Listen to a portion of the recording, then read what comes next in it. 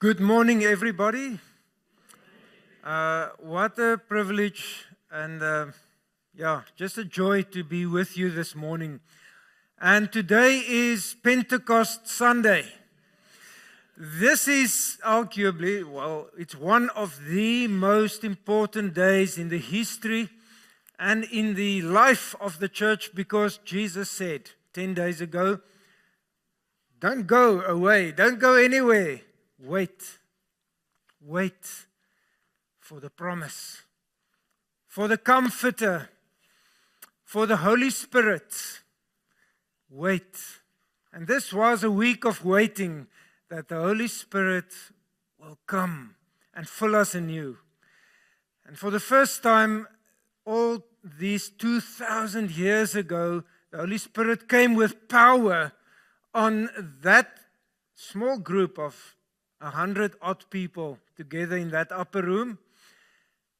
And likewise, the Holy Spirit today is the same Holy Spirit, God with us, God in us, empowering us, living in us. And always, every day, asking us, where are you? Where's your heart and your mind? Where's your focus? This is why we come to church every Sunday, by the way. It is the day of resurrection, the day Jesus rose from the dead. Sunday. Always a call to us to know that which everything is about, His resurrection, His conquering sin and death in your life, in my life, in the world. That is why we come together on a Sunday. To look each other in the eye, to look a pastor in the eye and ask ourselves, and ask ourselves before the Lord, where do I stand? Where is my heart focus?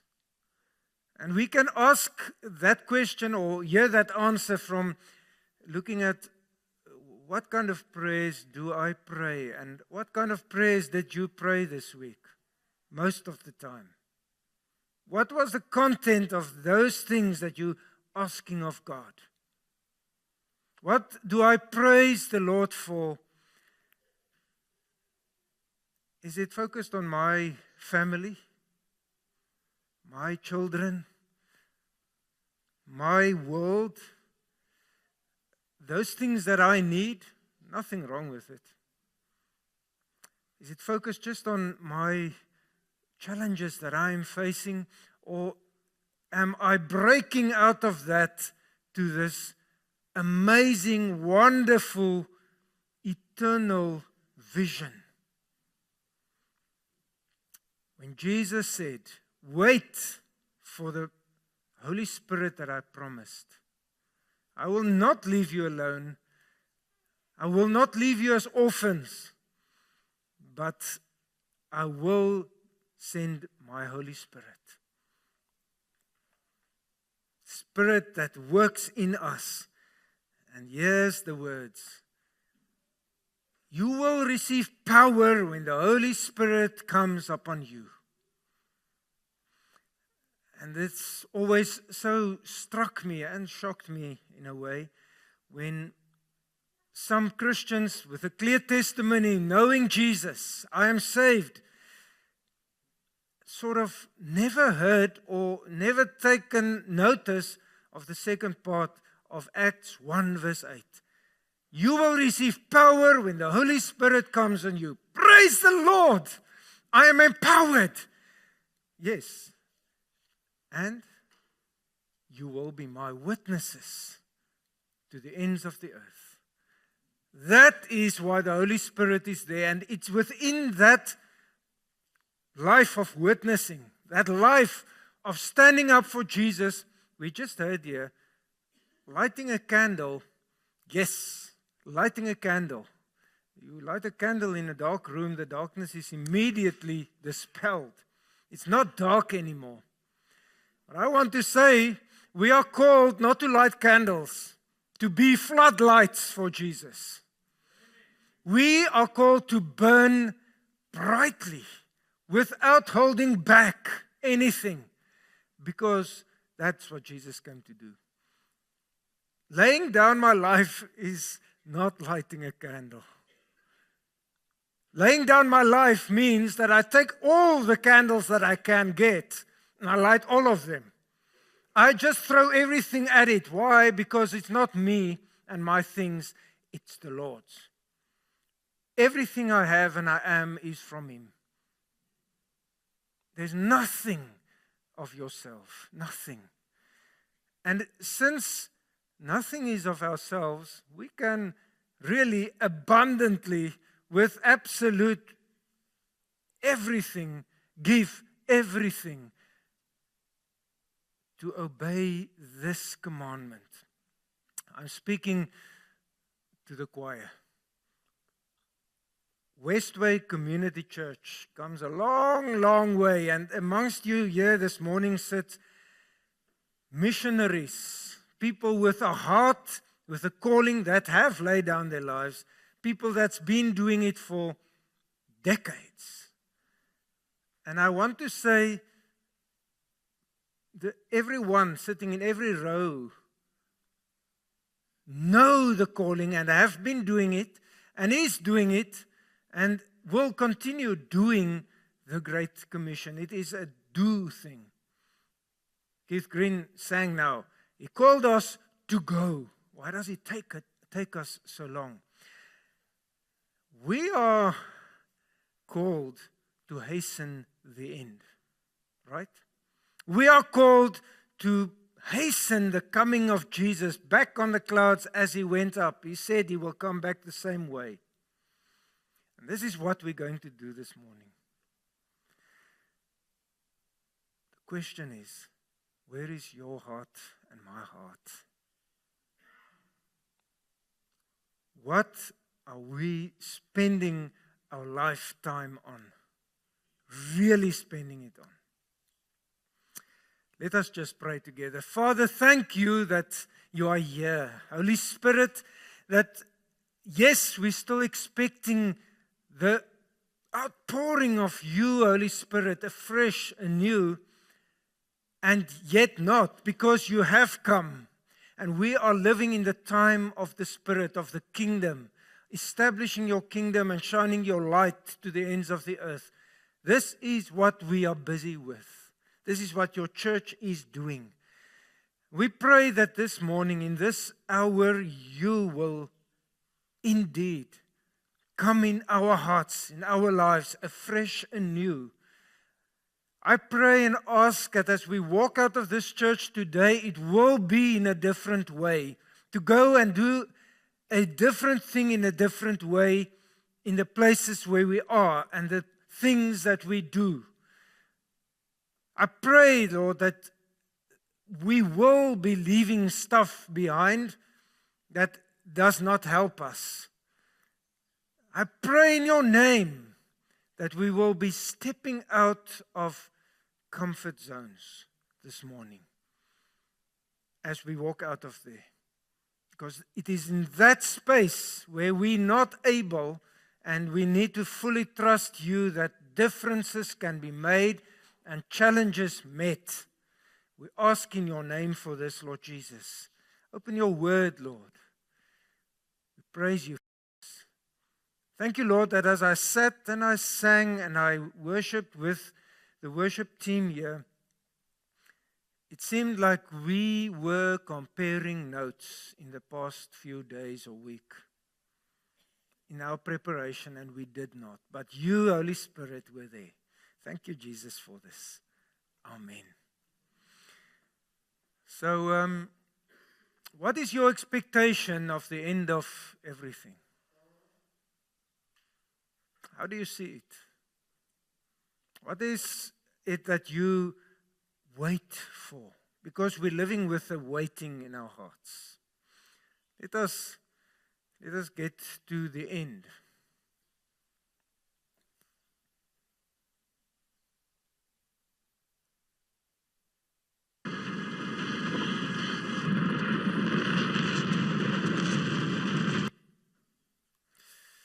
Is that how it will look like? That little video clip seems like it was taken from Revelation chapter 6. The opening of the sixth seal. The Lamb is opening the seals. Revelation is a very informative book. We know that well, some of us better than others. But here, at the end of chapter 6, we read these words that we see there on the screen, verse 17. Because the great day of their wrath has come, and who is able to stand? Are you able to stand? And will you be able to stand on the day of the wrath of the Lamb, of the Father and the Son and the Holy Spirit? Because the day of judgment is not a concept with a symbolic value that just is there to motivate us or put us into a fearful mindset that we will live the right life. No. No, it's just a given of God's kingdom. It is what will come. And all of us on this earth, you and me, everybody, we will be in the day of judgment. But then Revelation continues. Let us read together. Yes. Yes, you can. Let's go to that video again. Thank you. Wazi.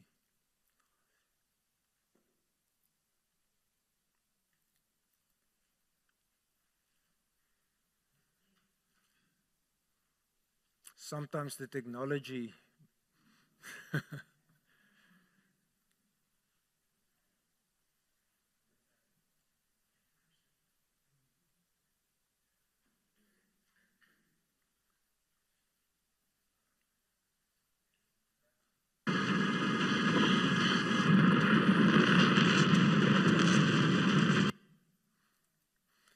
I don't know who of you saw that movie. As I say, it looks like they read Revelation chapter 6 before they made that movie, because we read of the earth being rolled up as a scroll, like a scroll, and everything coming to an end. As if, says the word, a big, massive earthquake takes place. But that is not the end. We read of the end in chapter 7, and we're going to read from verse 9. Let's open our Bibles there.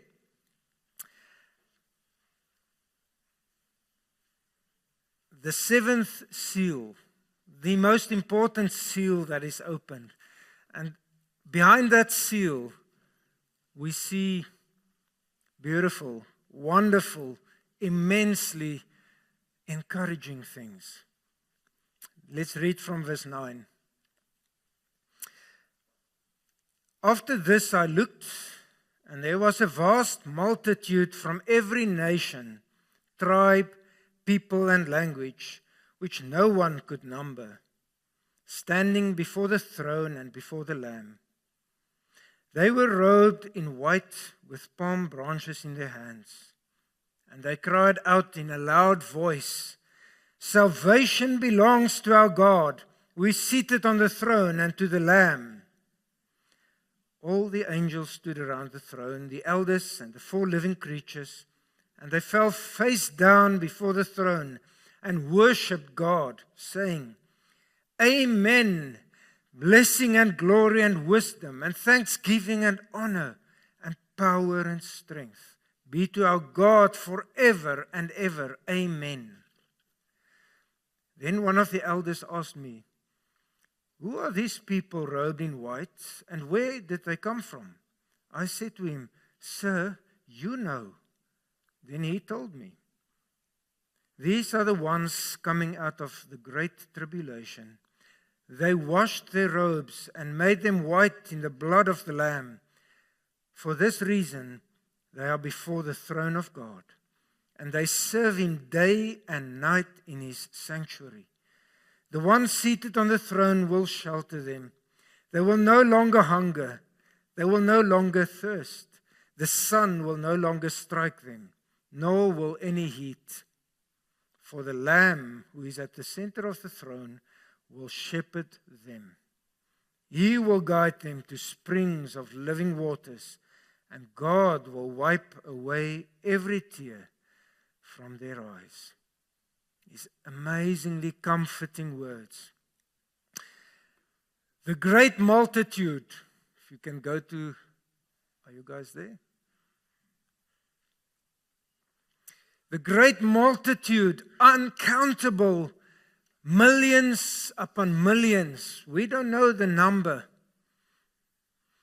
of people in front of the throne of God, just standing in awe and worshiping and glorifying God. Blessing, glory, wisdom, honor, thanksgiving to the Lamb sitting on the throne. Power and strength to Him alone. And when we start this chapter, we read about the 12 times 12,000, 144,000, the perfect number of the tribes of Israel.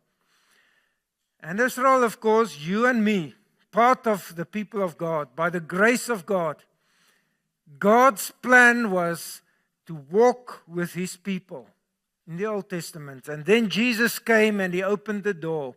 He tore that dividing curtain, and we could enter the Holy of Holies and become part of that 144,000.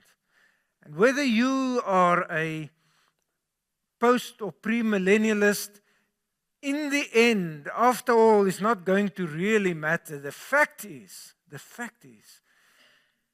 after all is said and done, we're going to stand in front of the throne of the Lamb, sitting there, reigning, people from every tribe, people from every language, all over the world, every nation, every tribe. Yes, all the tribes in South Africa to the ends of the earth, every people. There's no people group that will be excluded. Of the 17,000 people groups that are there, languages, there's about 7,000 that still need to be effectively reached, and about just over 3,000 that is still removed from the gospel, from a clear gospel message in their own language. This multitude that no one could number, says the Bible. No one could number. So, yes, not 144,000 as we see it. Just the perfect number of all the tribes of Israel, with palm branches in their hands, like we see when Jesus came triumphantly into Jerusalem, and the people were singing, Hosanna, Hosanna, to the Son of God coming, Jesus. The same people, of course, that crucified Him just a day or two later, waving palm branches. It just shows the heart that even beats within some of us, all of us. We are fickle people. We are still beset with sin, even though we are set free by the blood of the Lamb. We do not need to be like that, because He was slaughtered, Jesus, so that He's worthy of all the praises, glory, and honor. So that you and I can have white robes standing in front of the throne. And everybody in this whole world is His expressed will that everybody will be there. Yet not everybody is going to be there. We'll stand there in white robes, cleansed, perfect, without wrinkles. You know, when you look in the mirror, as you're growing older, like I'm growing older, some of us are like this. In my mind, I still think that I'm looking like this. And I look in the mirror and I look closely and I see I'm actually looking like this now. Standing in front of the throne, we'll be looking like this. there will be in our spirit, in our hearts, nothing of the brokenness, nothing of the meanness, the pain, the stuff that we said and did and thought that we should never have done. That will all be removed. Because, in fact, Jesus has already done that for all of us that have laid down our lives before Him, that confessed our sin, because sin is what destroys our relationship with Him. Sin is what destroys relationships with each other. Sin is what destroys my relationship with myself.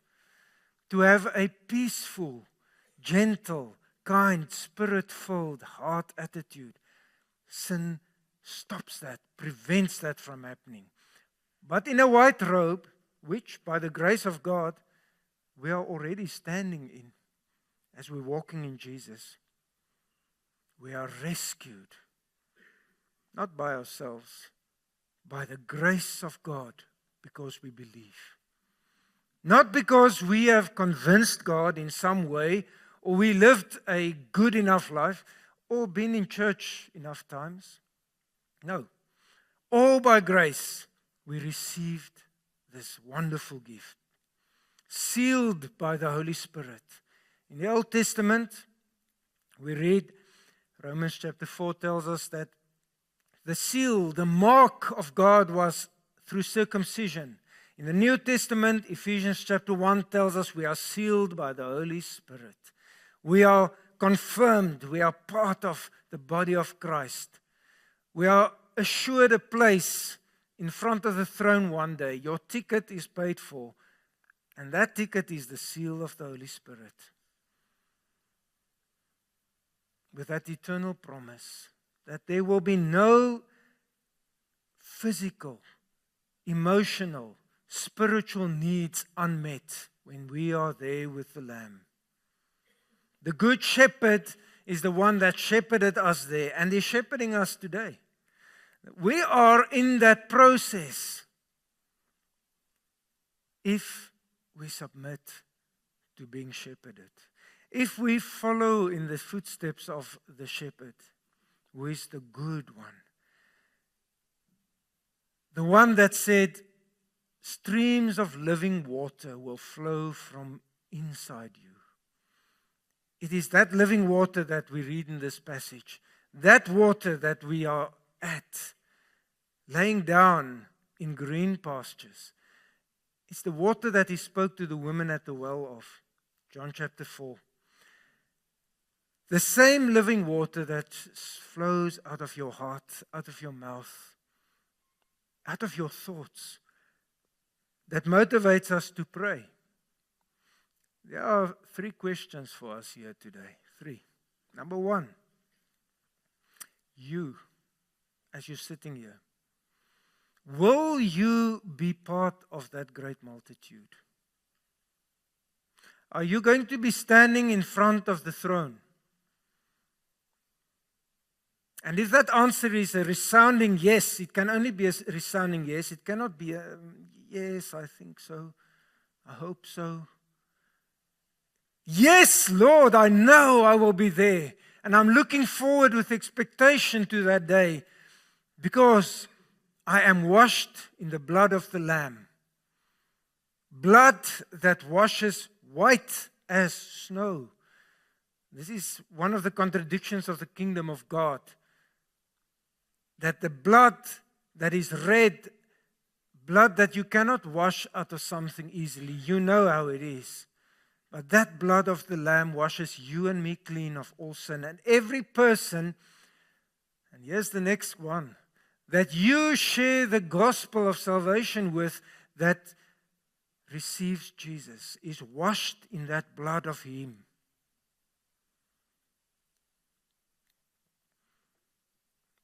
But the second question is this. What are you doing with that salvation of yours?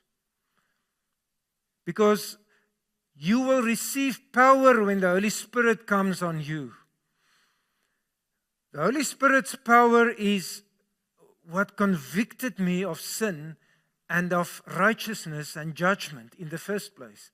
And what changed my heart and my mind to come to Jesus, it's that same Holy Spirit that fills us with power so that we will be His witnesses to the ends of the earth. And here is the second question. So, will you be in front of the throne? Yes. What are you doing with that power that you have received for salvation? What are you doing with that calling that is right there with it, next to it, next to your salvation? I was saved not for myself. Like Jesus came for the world, you and I came into the world for the sake of the world. How many people, I'm asking you very straightforwardly, are hearing the gospel out of your mouth? Every day, every week, every month. How many people are benefiting from your prayers?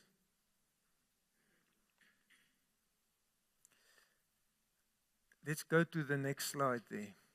How many nations are impacted by your presence in this world? Yes, nations. How is the ends of the earth benefiting because you are a member of Westway Community Church? Because you know Jesus. How many nations? This is not too big for you because you're serving a great, almighty, eternal God that called you to that. Let's go to the next slide. How many of the nations that is indicated with those red dots are experiencing in some supernatural way a move because you are doing something? Yes, that is how it works. When I pray here in the Eastern Cape, we live in Jeffreys Bay and sometimes in Kanzibe, there in the Transkei. When we pray, when I call others to pray, whatever we do, something happens at the ends of the earth. Can you see where it looks like the blood of the Lamb is needed most? It's those red spots. South Africa even have some reddish spots. Can you see that? But look at the middle of the map, the 1040 window, which we know so very well. Can you see it? If we want the Lamb to come back, we should be focusing on those red spots. Can you see which country is almost entirely red? India. The most unreached nation in this world. Despite all the Islamic states, that's also very much unreached. Where should our focus be? In Kabiga Park? I beg your pardon. Kabiga Park should be focusing on India. Kabiga should be focusing on India, on the Middle East, on the Muslim countries. Where is your focus, your prayers? And yes, the well-known thing, you either pray, you do both, all three of them. Pray, you give, and you go. And in your prayers, you're also going. Some of us are of an age that we will never get on a plane again to go to India or somewhere else. You will not. Let's be honest about that. Yet, you do not need to get there to get there. Today, tomorrow, this week, you can make an eternal difference in places where it's impossible to bring the gospel in many ways. And India is closing down, is becoming increasingly more difficult to reach. Muslim countries are becoming increasingly more resistant and closed to the gospel. And what are we doing about that? And then at the same time, I'm looking at South Africa, one of the most reached countries in the world. 84.5% of us profess to be Christian or linked, or, we are affiliated to Christianity, us, South Africans. No, not so. It seems like where the gospel was planted and grew and is growing, praise God for that, and is sending people across the world also, the darkness is also closing in many ways. You just have to look at the news. It's not going well in our country. The USA, one of the bastions still today of the gospel, the country that sends out the most missionaries and pays the most to missions, the darkness is so tense and intense in that country. The fight is there, but it's how it is going to go before the end. We read that also in Scripture. The weed is sown in between the wheat. Jesus said in the parable. It'll be like that. But fear not, God is in control. All we need to be doing is to say, God, what would you have me do? How can this light, this candle, this bonfire shine there? But if you cannot light a bonfire, let's come back to the candle, please. What does your candle look like? What candle must you light today? In your family, with your neighbors, at work? Light it, please. Because another candle will also ignite if they see yours is burning. And we are called to be one in Christ as His body. And when we are one, the people around us will see and believe.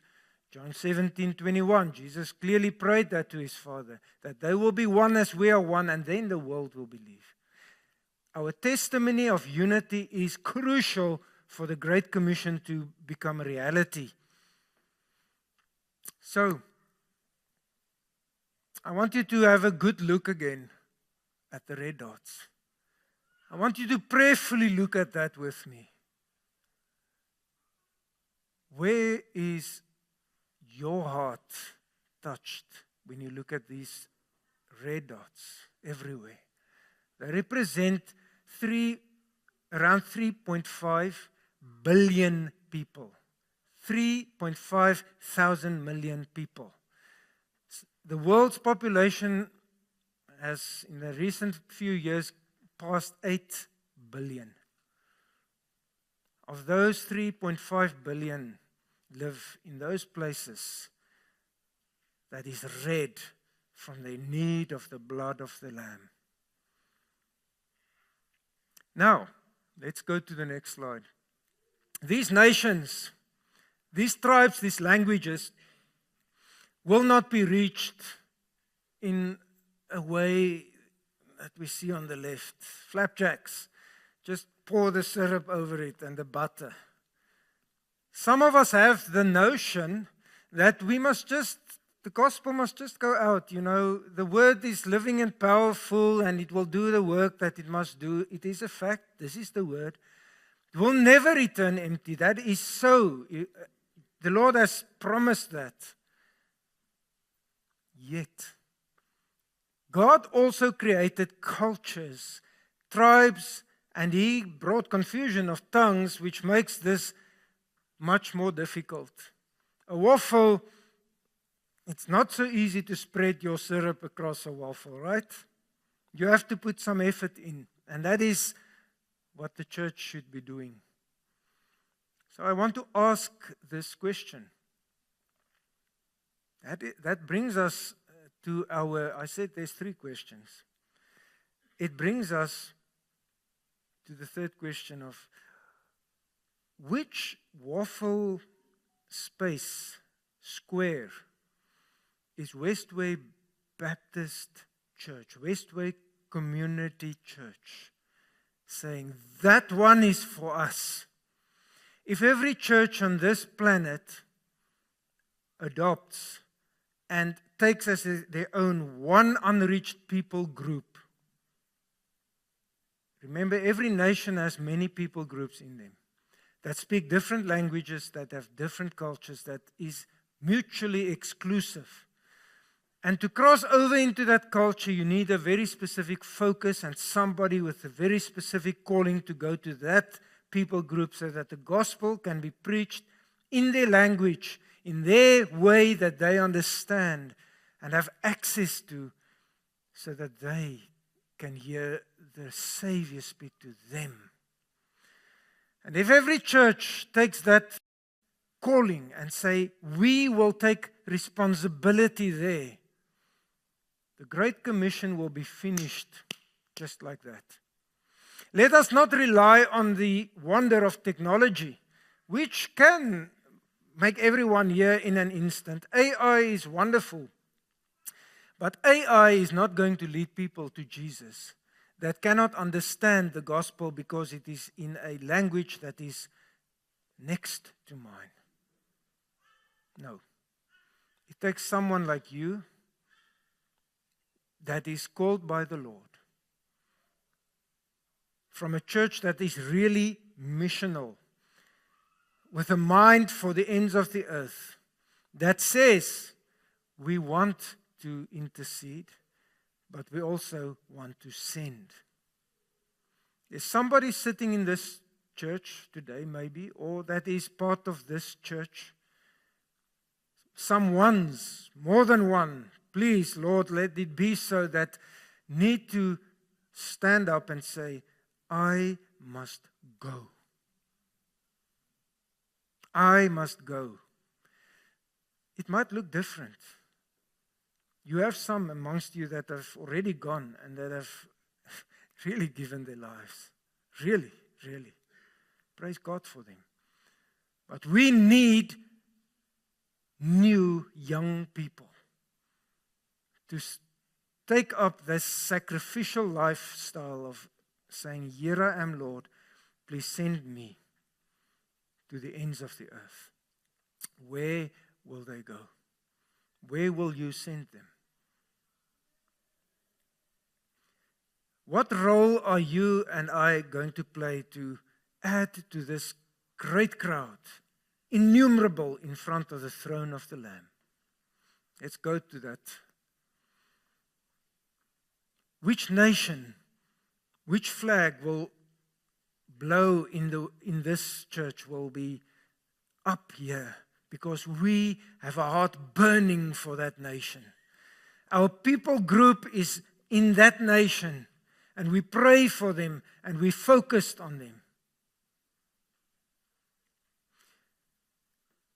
Bangladesh is just next to India, as one of the most unreached people groups.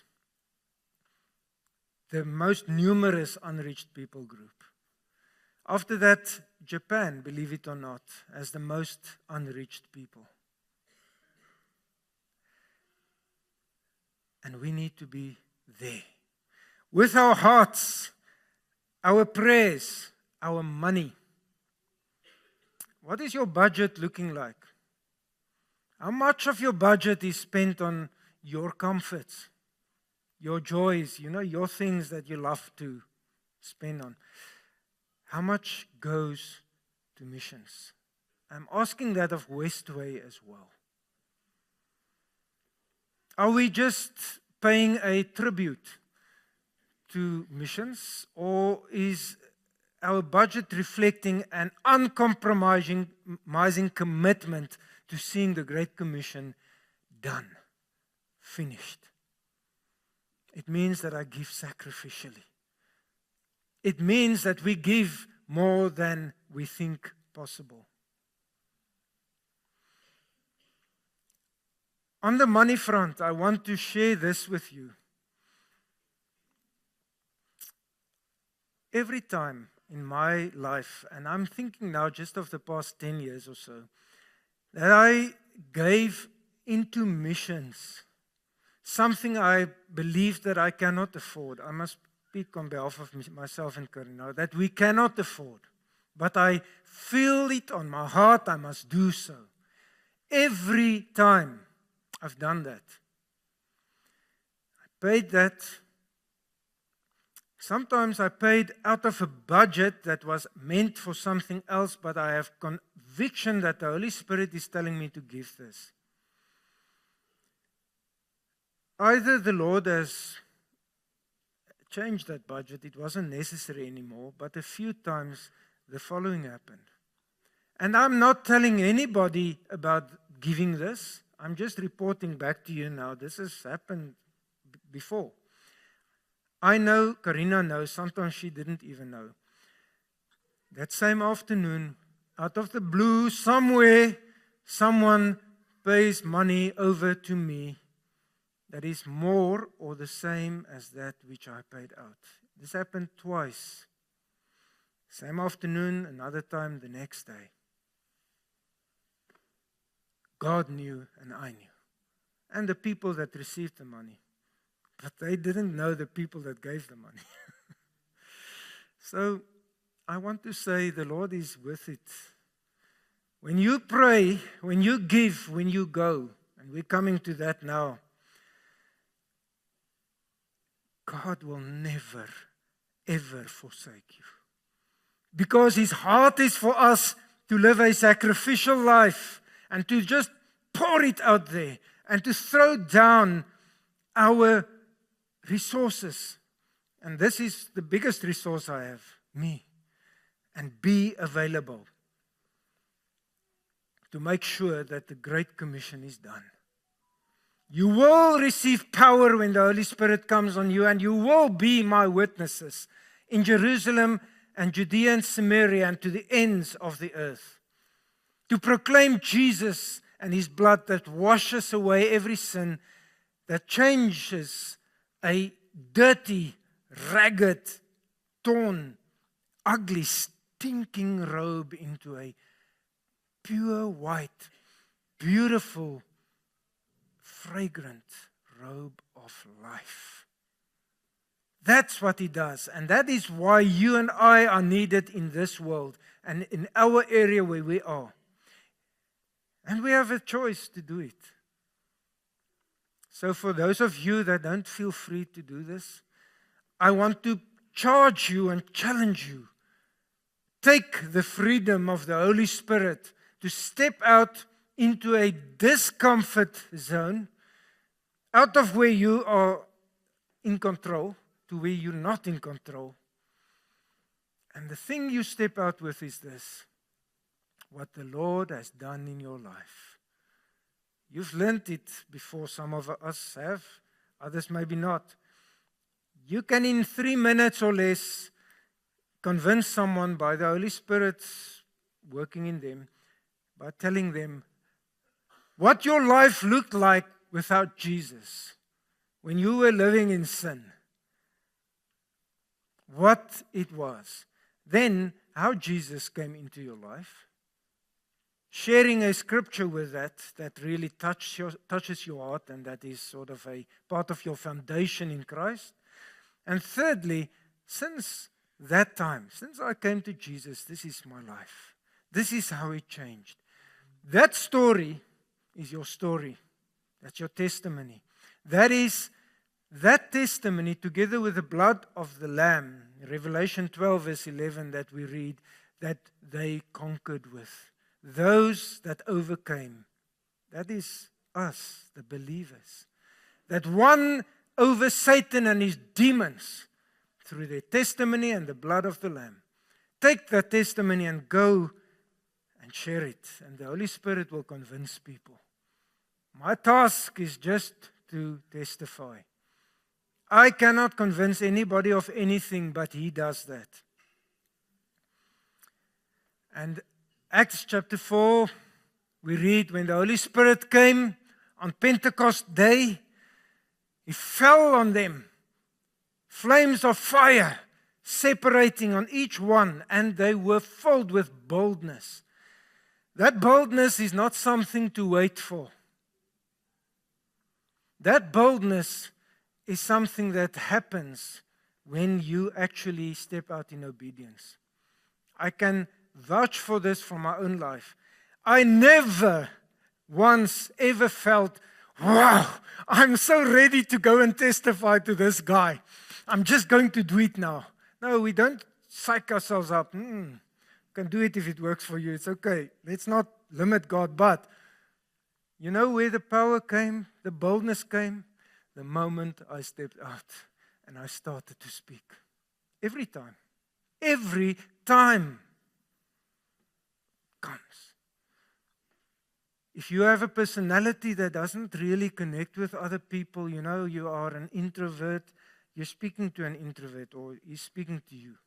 It's very hard for me, very hard.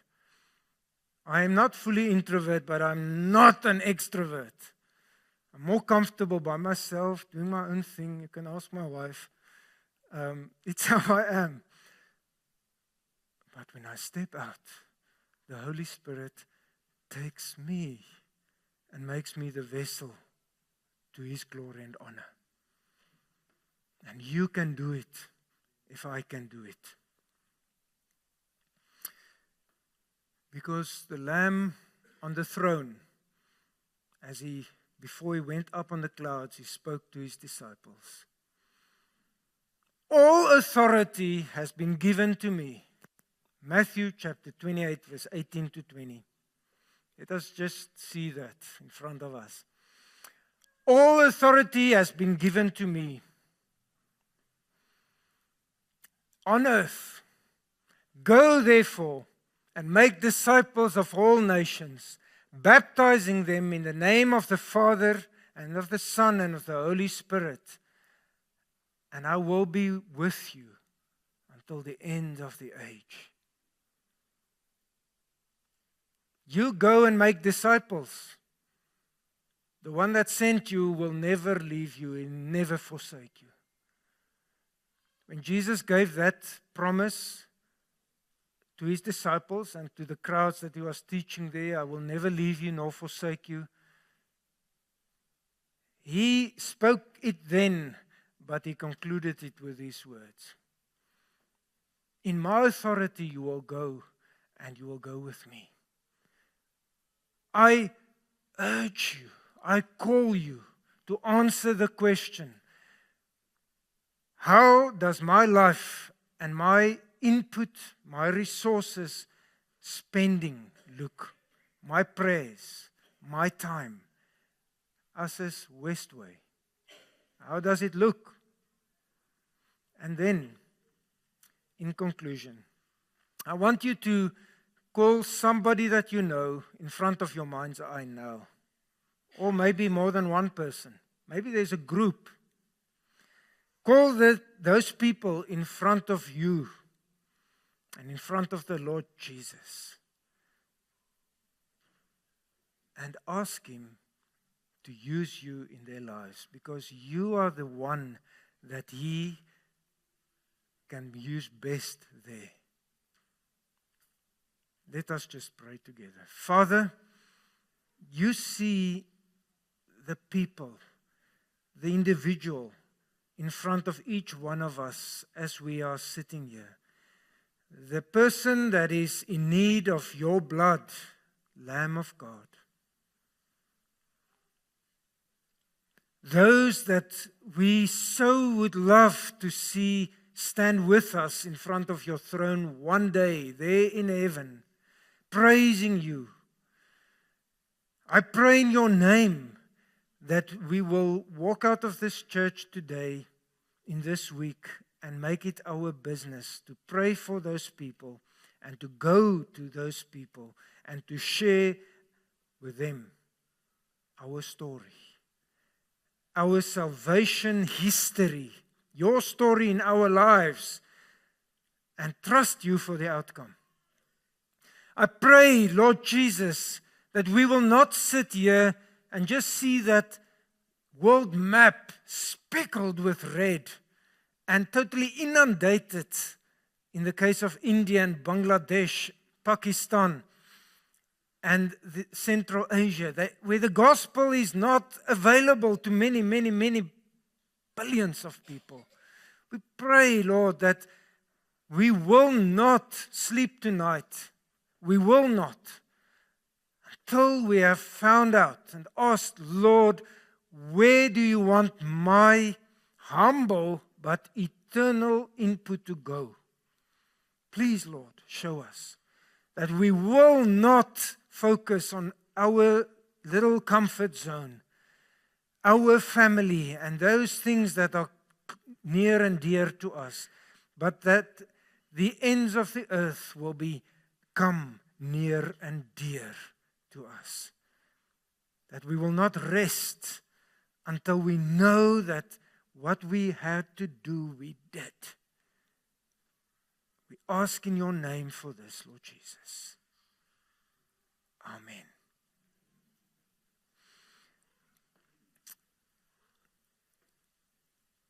As I'm stepping off here, I want to ask you, if you need to make a note of a name or a group or something, you know what you need to do, do it. If it's a mental note, make it. And make a plan to say, this is when I'm going to do it, and this is where I will go before the Lord.